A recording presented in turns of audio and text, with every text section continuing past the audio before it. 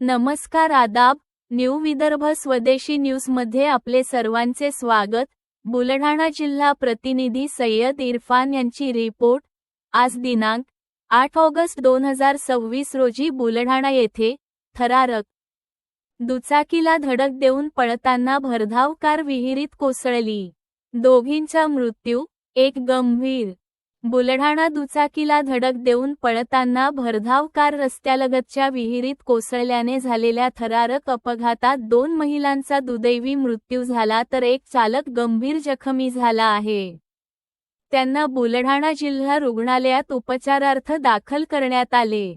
जालना जिल्ह्यातील पारध ते वालसावंगी दरम्यान असलेल्या पद्मावती गावाजवळ ही घटना घडली। अधिक माहिती अशी की धावडा गावातील एक कुटुंब, आई, मुलगा आणि आजी हे पारध जवळ असलेल्या सावंगी अवघडराव या गावी अंत्यविधीसाठी गेले होते। परत येताना त्यांच्या कारने पारध जवळील पद्मावती येथे एका दुचाकीला धडक दिली व त्यानंतर पळून जात असताना भरधाव वेगात असलेली कार रस्त्यालगत असलेल्या विहिरीत कोसळून भीषण अपघात झाला। रात्री उशिरा विहिरीत कारमध्ये अडकलेल्या वृद्ध महिलेला बाहेर काढण्याचे प्रयत्न सुरू होते। अंधार असल्यामुळे बचाव कार्यात अडथळे येत होते।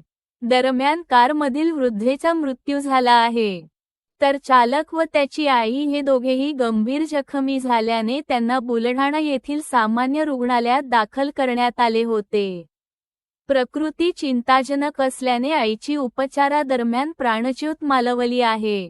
जखमी चालकावर उपचार करण्यात येत आहे।